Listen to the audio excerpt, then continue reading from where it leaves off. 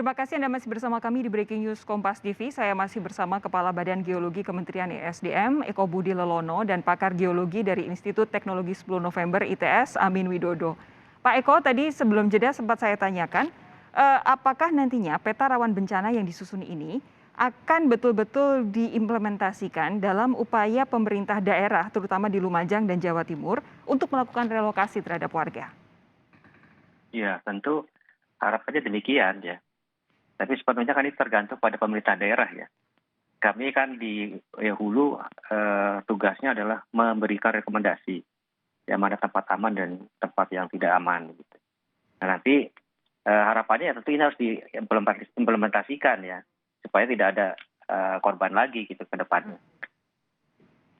Nah, implementasi seperti apa sih yang diharapkan oleh teman-teman di Geologi Kementerian ESDM, Ya, Pak Eko? tentu sekali lagi kan rekomendasi itu kan bisa berubah sesuai waktu ya. Betul. Kalau peta kawasan rawannya sih tetap, misalnya itu yang seperti yang ini yang untuk yang merah tadi ya, yang merah tua itu yang merupakan potensi untuk terkena jalur awan panas itu mungkin kalau yang selatan dan yang tenggara terus sepanjang kali itu. Bukan hanya 5 kilo, radius 5 kilo, tapi menerus tuh. Nah, apakah akan setiap saat kalau ada erupsi akan seperti itu, misalnya sampai 11 atau 12 kilo? Kan tidak juga. Oke. Rata-rata erupsi yang terjadi itu jauh-jauhnya hanya 4-5 kilo lah. Seperti tadi disampaikan Pak Amin kan, sehingga masyarakat itu kan terlena begitu. Kayaknya paling cuma 4 kilo gitu, yang berada 11 kilometer ketika sedang melakukan aktivitas di area yang sebetulnya seperti area merah itu. Areanya merah, tapi karena kebiasaannya selama ini memang aktivitasnya hanya 4-5 kilo, maka itu dianggap aman. Nah ini harapan kami ya tentu bisa diimplementasikan dalam bentuk misalnya peraturan di daerah ya dalam penataan ruangnya itu. Paling tidak daerah yang merah itu tidak boleh ada pemukiman. Ya. Oke, Pak Amin, ini selain peta rawan bencana, apalagi kira-kira yang harus disiapkan oleh pemerintah agar bencana serupa ini bisa lebih diantisipasi?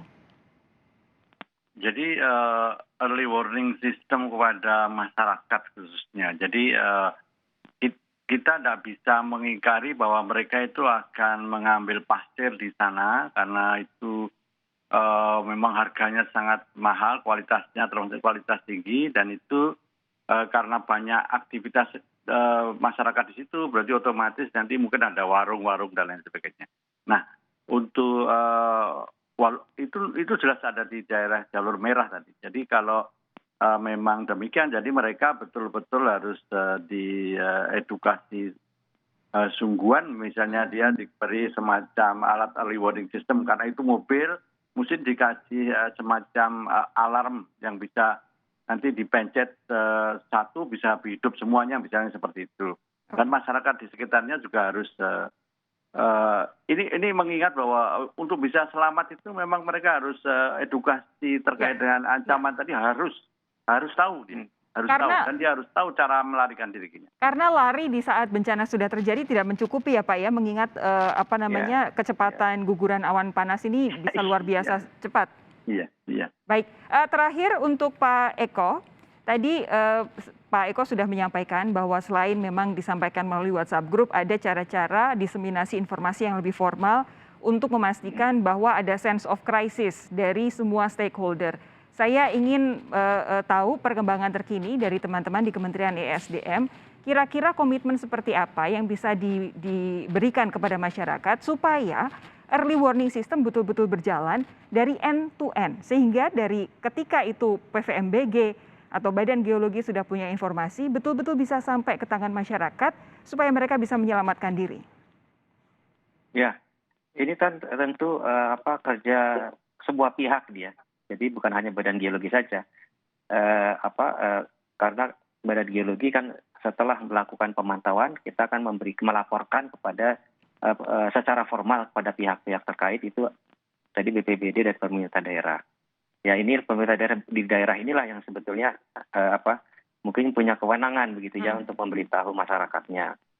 Nah, makanya tadi kami pun juga sebetulnya juga mencari cara lain juga tadi yang saya sebutkan informal yang mungkin juga harusnya efektif ya karena langsung menjangkau kepada masyarakat gitu. Oke.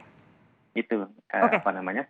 Dan juga kalau kan kita harapkan kita lihat kan memang umumnya pada punya HP juga ya sehingga kita punya aplikasi Magma itu yang bisa diakses setiap saat dan itu perkembangannya dilaporkan setiap 6 jam.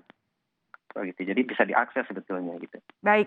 Pak Eko, terima kasih. Nanti saya ada kesempatan untuk mewawancara Gubernur Jawa Timur, Khofifah Indar Parawansa. Saya akan pastikan hal ini juga saya tanyakan kepada Gubernur Jawa Timur. Pak Amin, terima kasih sudah meluangkan waktu untuk Breaking News Kompas TV. Selamat petang Bapak-Bapak, sehat terus ya. Salam sehat semuanya.